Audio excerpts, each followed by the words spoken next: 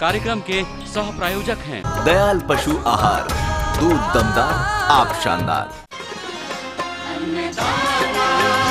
अन्नदाता अन्नदाता नीत तुम्हारा अन्नदाता, पग पग पर है संग तुम्हारे अन्नदाता। लहू किसानों का बन के पसीना सींचता है धरती का सीना, मेहनत का तेरी हक दिलवाने, नई तकनीक नई खोज बताने। पशुधन को गुणवान बनाना, पौध सुरक्षा को सिखलाना, खेती के सब गुर समझाने, भारत का सरताज बनाने, आठों पहर है संग तुम्हारे अन्नदाता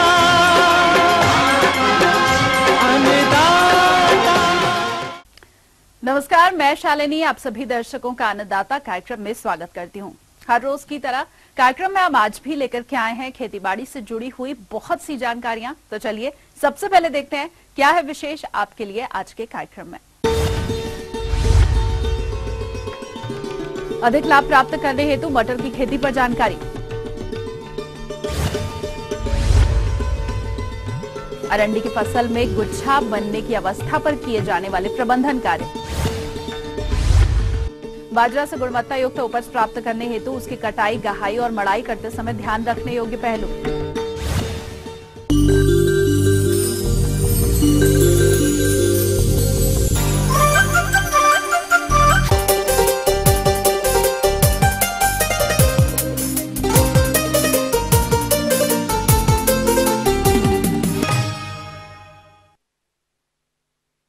मटर की खेती हमारे प्रदेश में बड़े पैमाने पर की जाती है और ये समय मटर की बुआई के लिए उत्तम है। अतः किसान भाई इस फसल से अधिक लाभ प्राप्त करने हेतु किस तरह से करें इसकी खेती, इस विषय पर जानकारी दे रहे हैं एक विषय विशेषज्ञ डॉक्टर वीरभद्र तिवारी। मटर की बुआई का उचित समय मध्य अक्टूबर से लेके और मध्य नवंबर तक रहता है। उसके लिए हम भूमि की तैयारी शुरू कर देते हैं। भूमि की तैयारी में अगर उचित नमी न होने पर मिट्टी पलटने वाले हल से प्रथम जुताई करने के बाद उसमें पानी लगा के और उचित ओट आने पर 2-3 जुताइयां देसी हल से किया जाता है, जिससे मिट्टी भुरभुरी हो जाए और अंकुरण के लिए अनुकूल हो जाए। भूमि की तैयारी के तुरंत बाद हम उर्वरक की मात्रा लेते हैं। उर्वरक की मात्रा में 20 केजी नाइट्रोजन, 60 केजी फास्फोरस और 20 केजी पोटास और सड़ी खाद गोबर की रहती है तो 60 कुंटल गोबर की खाद हम भूमि में मिलाते हैं। उर्वरक की मात्रा के बाद हम संशुद्ध प्रजातियों के बारे में आते हैं। प्रजातियों के चयन में ध्यान दिया जाता है कि वो समय क्या है बुआई का और उचित कौन सा स्थान है। जिसे पूर्वी उत्तर प्रदेश में रचना, सपना, अपर्णा, मालवी मटर 2 प्रजातियां संशुद्ध की गई हैं जो अधिकतम उत्पादन देती हैं। अगर आप वेजिटेबल्स भी लगाना चाहें तो अर्किल, अर्ली ब्रेजर और आजाद मटर हमारी सब्जी मटर के हैं। सीड रेट के लिए है कि 80 से 100 केजी मात्रा प्रति हेक्टेयर हम बीज की मात्रा रखते हैं। और बुआई के पहले बीज शोधन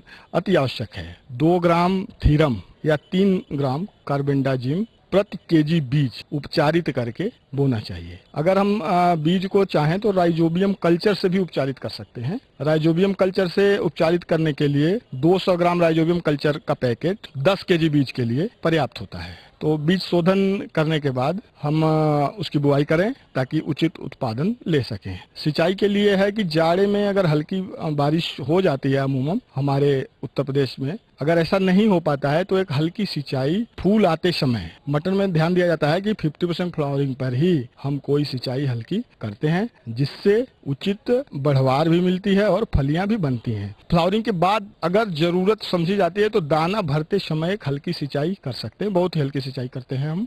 मटर में निराई गुड़ाई एक बहुत ही महत्वपूर्ण विषय है जिसपे हम ध्यान नहीं देते, क्योंकि मटर में अंकुरण के बाद कोई रासायनिक दवाओं से खरपतवार नियंत्रण नहीं करते। जो भी कृषि कार्य हम करते हैं उसमें वो निराई गुड़ाई के द्वारा ही खरपतवार रहित खेत में ही उचित वृद्धि और विकास होता है, फलियां लगती हैं। दलहनी फसलों में कवक द्वारा लगने वाला उकट्ठा रोग होता है। उकठा में ध्यान देने योग्य बातें हैं कि अगर जिस खेतों में मटर उगाने पे उकठा रोगों का प्रकोप पिछले वर्षों में देखा गया है, उसका एकमात्र उपाय कि 3-4 वर्षों तक उसमें उकठा रोधी या 3-4 वर्षों तक कोई भी मटर की फसल न लें, पहला। और दूसरा, अगर आपको नहीं पता है कि उसमें पहले उकठा लगा नहीं लगा उस खेतों में, तो उकठा रोधी प्रजातियां जो संशुद्ध हैं, हमारी सपना है, रचना भी है, इनको बोए, क्योंकि उकठा रोग लगने के बाद कोई निदान संभव नहीं है। अगर एक आध पौधे में देखा गया है कि एक आध पौधे में लगे, तो उसको जड़ सहित उखाड़ के और दूसरी जगहों पे दूर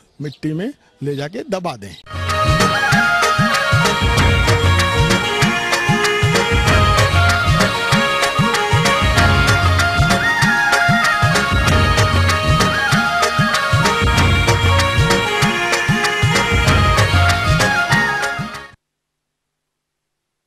प्रदेश के जो किसान भाई अरंडी की खेती कर रहे हैं, उनकी फसल में गुच्छा बनना प्रारंभ हो गया होगा और इससे अधिक उपज प्राप्त करने के लिए इस समय फसल में कुछ प्रबंधन कार्यों को करना जरूरी है।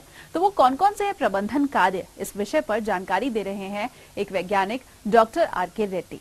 मैं जहाँ खड़ा हूँ वो अरंडी फसल में खड़ा हूँ। अभी अक्टूबर महीने में और बरसात खत्म हो गई है और अरंडी में और पानी का जरूरत बहुत पड़ती है। अभी फूल और फल की अवस्था में है और हम लोग जहाँ नए लाइट साइल है 15 दिन में एक पानी देना चाहिए। मीडियम टू ब्लैक साइल में 20 दिन में एक बार पानी देना चाहिए। जब जब पानी देते हैं और उसका दूसरे दिन हमको 20 किलो प्रति एकड़ में नाइट्रोजन या यूरिया के रूप में और हम लोगों को पौधे के पास में देना चाहिए। और जिससे क्या है कि इसका जो गुच्छा है वो गुच्छा बढ़ेंगे और इसमें फल भी अच्छा, बीज का उपज भी अच्छा हो जाएगा और इसका जो ब्रांचिंग है, डेवलपमेंट होने वाले हैं, अंडर डेवलपमेंट वाले, वो ब्रांचिंग भी अच्छा डेवलपमेंट होकर और इसका गुच्छा का भी साइज बढ़ जाएगा। हमको अरंडी में जो पानी देते हैं वो फ्लड ना देकर and furrow and reach system में देने से क्या है, पौधे भी नहीं गिरेंगे। हमको 30 दिन में मिट्टी चढ़ाना बहुत आवश्यक है और जिसका वजह से अपन को क्या है कि 20% उपज भी बढ़ जाता है। किसान भाइयों, अरंडी फसल में फर्टिलाइजर फिट कंडीशन में जो नाइट्रोजन है, नाइट्रोजन की मात्रा 2 स्प्लिट में देना चाहिए, एक 50 दिन में और एक 75 दिन में देना चाहिए।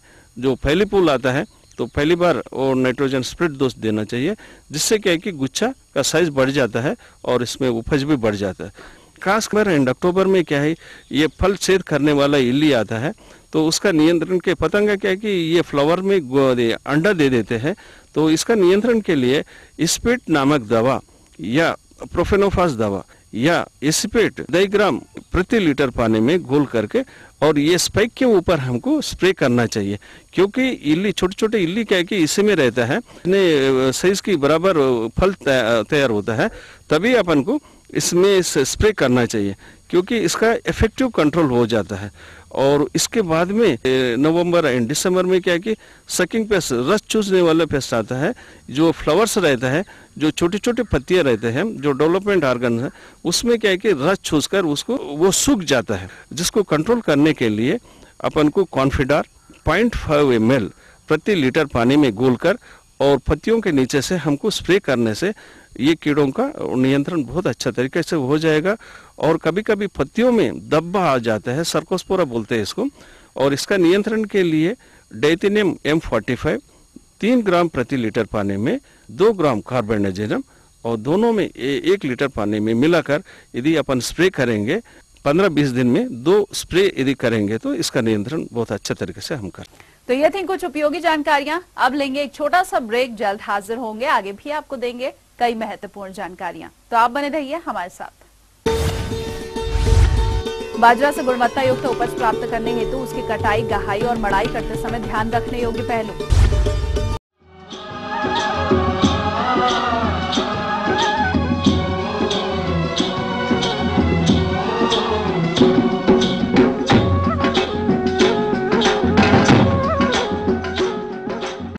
ब्रेक के बाद एक बार फिर से आप सभी दर्शकों का अन्नदाता कार्यक्रम में स्वागत है। बढ़ते हैं अगली प्रस्तुति की ओर।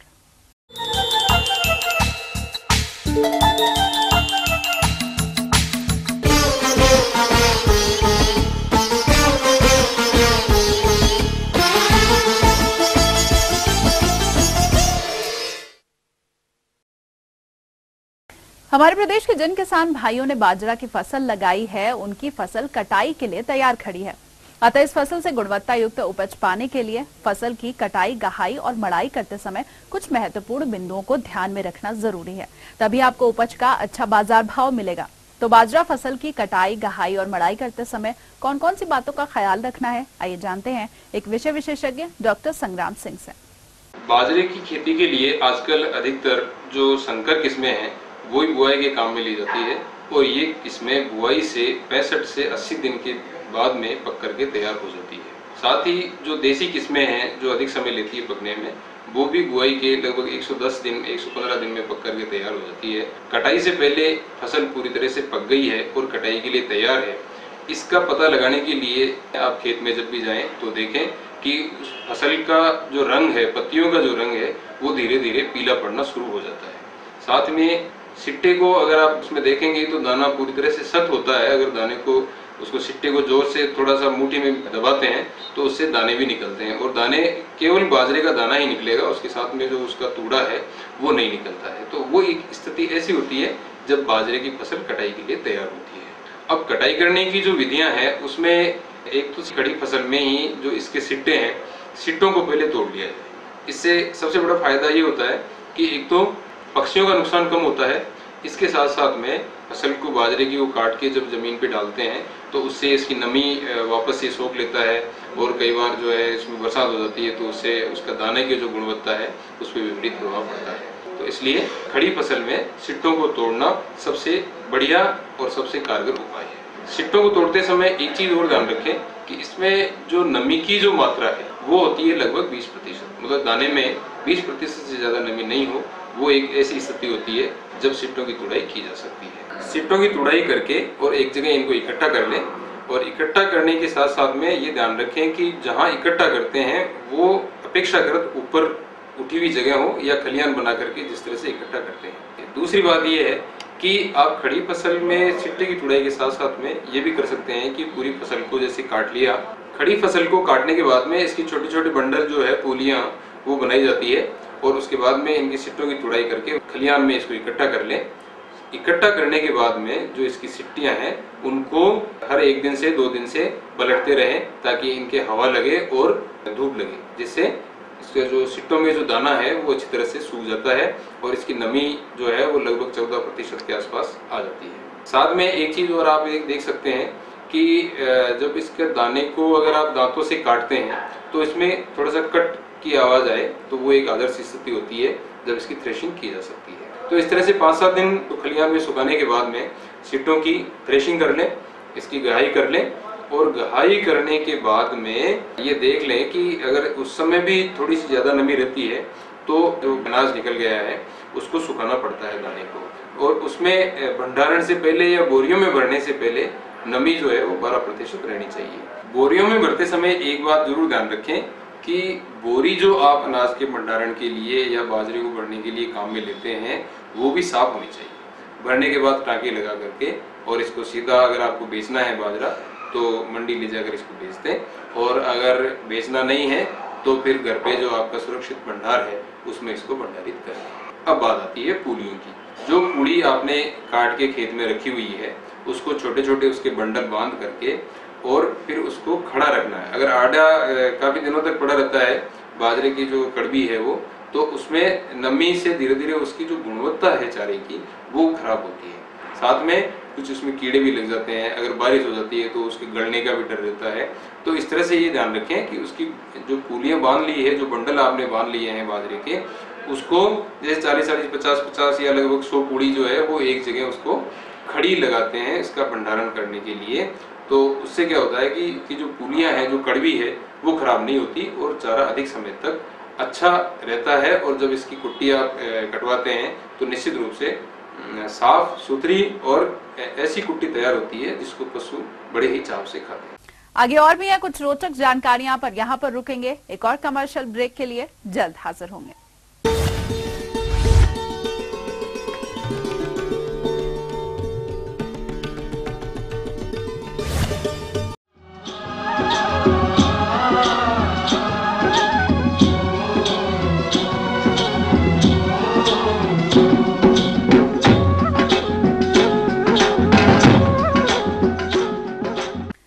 ब्रेक के बाद आप सभी दर्शकों का एक बार फिर से स्वागत है और चलिए अब रुख करते हैं अगली कड़ी की ओर।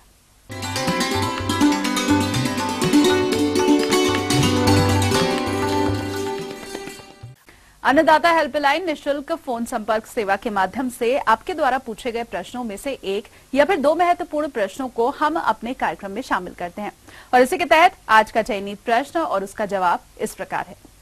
निःशुल्क अन्नदाता हेल्पलाइन में आज हमने जिस प्रश्न को शामिल किया है उसे पूछा है बरेली के फिरोज अहमद ने।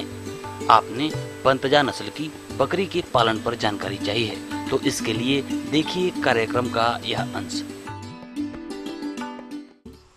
किसान भाइयों, आज हम आपसे बकरी के बारे में बातचीत करेंगे। क्या आप जानते हैं कि बकरी सबसे पहला पालतू पशु है, यानी कि सर्वप्रथम मनुष्य ने बकरी को ही पालना शुरू किया था। विभिन्न प्रकार की प्रजातियां बकरियों में पाई जाती हैं और हमारे देश की प्रत्येक भौगोलिक परिस्थिति में बकरी मिलती है। ऊंचे ऊंचे पर्वतों पर जहां पर कि बर्फ होती है, मरुस्थल में, समुद्र के किनारों पर, हर जगह हमारे प्रदेश में, हमारे देश में और यहाँ तक कि पूरी दुनिया में बकरी पाई जाती है। ये बकरी बहुत ही बहुउद्देश्य प्राणी है, जिससे हमें दूध की, मांस की, खाल की, उर्वरक की और भार ढोने वाली विभिन्न प्रकार की आवश्यकताओं की पूर्ति होती है। जिस बारे में आज हम बात करेंगे वो है तराई के मैदानों में पाई जाने वाली एक विशिष्ट प्रकार की प्रजाति, जिसे पंतजा बकरी कहते हैं। ये पंतजा बकरी देखने में मृग के समान होती है, क्योंकि इसका शरीर गुलाबी रंग का होता है, जो कि नीचे की तरफ थोड़ा सा हल्के रंग का होता है। साथ ही साथ इसके चेहरे पर दो सफ़ेद लाइनें होती हैं और इसमें उछलना कूदना मृग जैसा होता है। इस प्रकार इसकी जो बनावट है और इसका व्यवहार मृग के सदृश होता है। लोग इसको बहुत चाव से पालते हैं। इसके बकरों का मांस भी बहुत स्वादिष्ट माना जाता है। अतः इसके बकरों की बहुत ही पहले उम्र पर, यानी लगभग 1 महीने की उम्र प्राप्त करते करते लोग इसको बधिया कर देते हैं।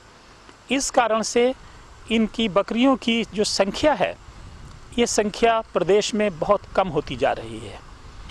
इस बकरियों के और विभिन्न गुण हैं कि ये लगभग 156 दिन तक दूध देती रहती है और इसके दूध का प्रतिदिन औसत अगर हम लगाएं तो लगभग 900 मिलीलीटर दूध इसका प्रतिदिन औसत के रूप में मिलता है और अधिक से अधिक इसका दूध 1.3 लीटर तक नापा गया है प्रतिदिन। और ये प्रथम बार जब बच्चे देती है तो उसकी उम्र सिर्फ 14 महीने की होती है जब ये बच्चे दे देती है। साथ ही साथ ये जब बच्चे देती है तो इसमें जुड़वा बच्चे देने की जो दर है वो लगभग 67% नापी गई है। साथ ही साथ इसमें 3 बच्चे देने की भी आदत होती है और वो लगभग 8 से 9% होती है।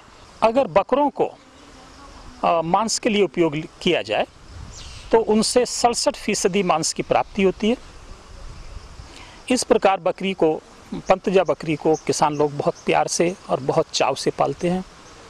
इसका मांस बहुत ज़्यादा पसंद किया जाता है, इसलिए बहुत से किसान इनके बकरों को, जो बच्चे पैदा होते हैं नर बकरे, उनको बहुत ही कम उम्र पर बधिया कर देते हैं और बधिया करने से उनका फिर स्लॉटर करके उनका मांस प्राप्त करते हैं। इस कारण से जो नुकसान हो रहा है कि फील्ड में हमको अच्छे बकरे प्राप्त नहीं हो पा रहे हैं। किसानों के पास इस प्रकार पंतजा बकरों की कमी हो रही है, जिसके कारण इसकी जनसंख्या में भी, इसकी पॉपुलेशन में भी थोड़ी कमी आई है। इस कमी को पूरा करने के लिए भारतीय कृषि अनुसंधान परिषद और जो उनका केंद्रीय बकरी अनुसंधान संस्थान मखदूम में है, उसके द्वारा 2014 में पंतनगर विश्वविद्यालय को एक अखिल भारतीय शोध परियोजना बकरी की प्रदान की गई है। इस बकरी की परियोजना का मुख्य उद्देश्य है कि बकरी पालकों के पास उच्च नस्ल के पंतजा बकरे उपलब्ध कराए जाएं, जिससे उनकी आजीविका में राहत मिले और पंतजा बकरियों की संख्या में भी वृद्धि हो।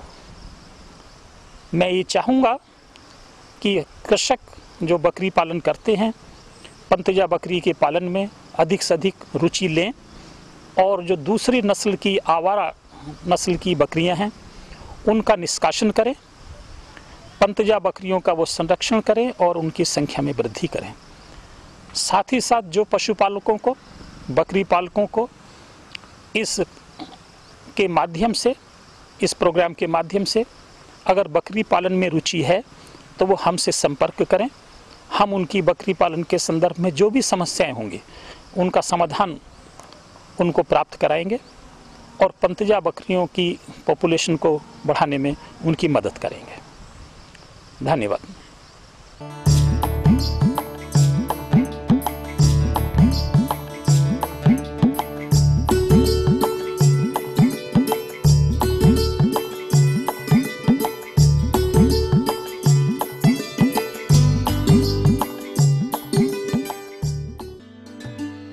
इसी कड़ी में जिस दूसरे प्रश्न को शामिल किया गया है उसे पूछा है पिपरीपुरा इटावा के जयदेव शर्मा ने। आपने ट्राइकोडर्मा के महत्व पर जानकारी चाहिए, तो इसके लिए देखिए कार्यक्रम का यह अंत। ट्राइकोडर्मा एक फफूंद है जो पौधों के विशेषकर भूमि जनित रोगों की रोकथाम के साथ साथ पौधों की तेजी से वृद्धि में भी सहायता करता है। ट्राइकोडर्मा अभी इन्हीं विशेषताओं के कारण प्रमुख जैविक नियंत्रक कारक के रूप में अपनी पहचान बना चुका है। ये कम लागत के जैव नियंत्रक प्रतिनिधि हैं जो प्रकृति में सर्वत्र विद्यमान है और भूमि में पौधों के आसपास पाए जाते हैं। ट्राइकोडर्मा प्रजाति सामान्यतः सभी प्रकार के मृदाओं तथा विभिन्न प्राकृतिक अवस्थाओं में पाने जाने वाला एक ऐसा फफूंद है जो फफूंद जनित रोगों जैसे जड़ विगलन, उकठा रोग, पत्ती का झुलसा रोग तथा अन्य भूमि जनित रोगों से पौधों की रक्षा कर।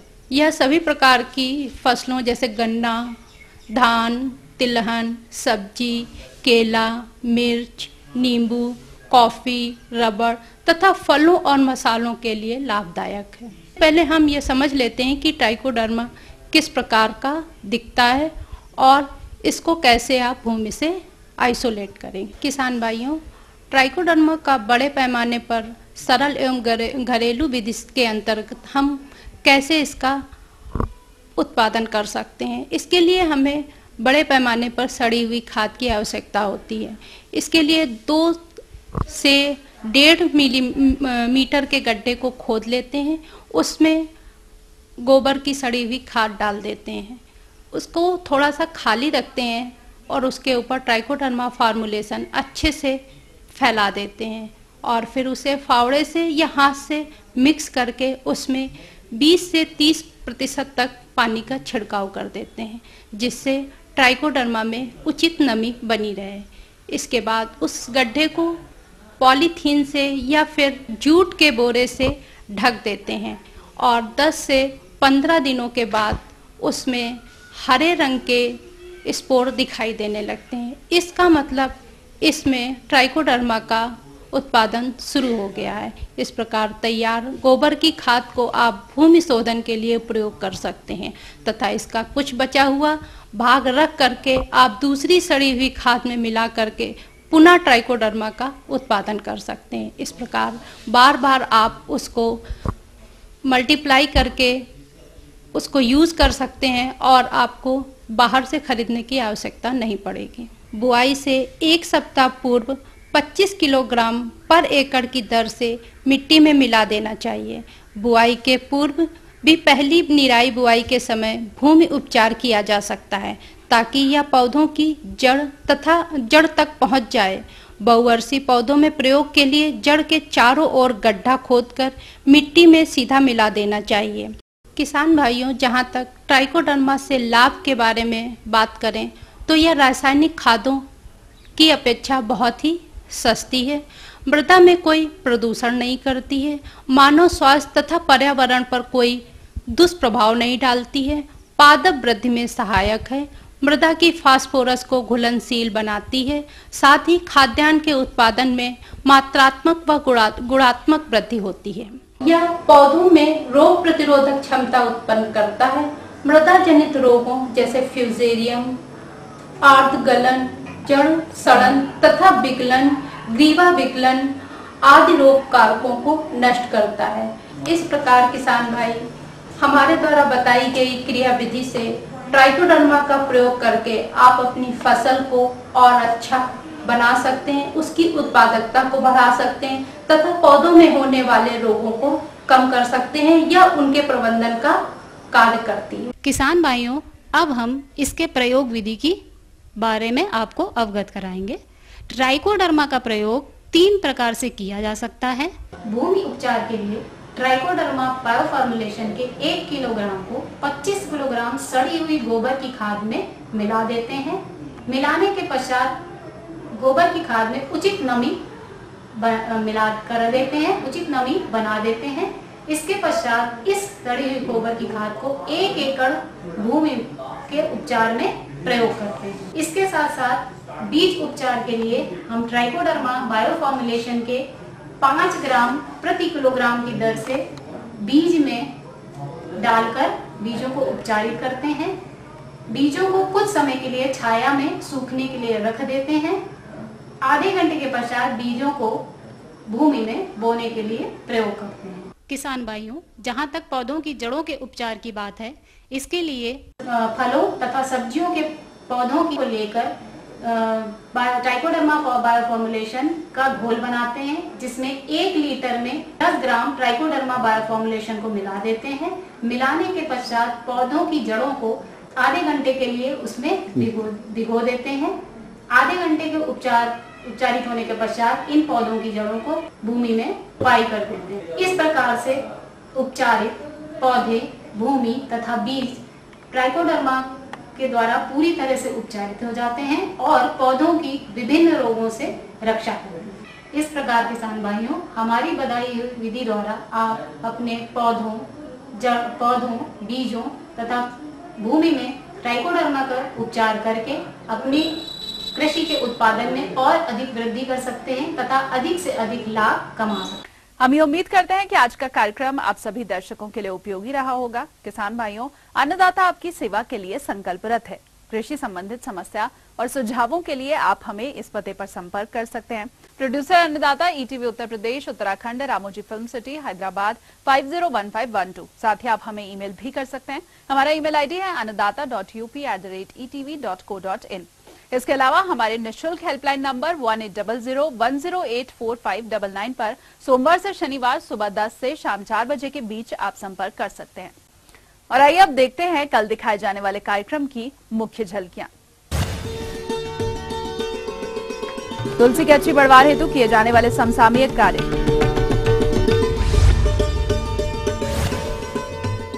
शरतकालीन गन्ने के साथ अंतः फसली खेती पर जानकारी।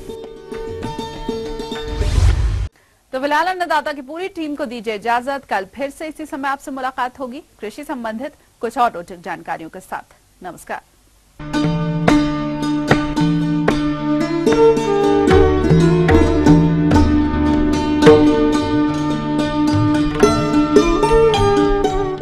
इस कार्यक्रम के सह प्रायोजक थे दयाल पशु आहार, दूध दमदार, आप शानदार।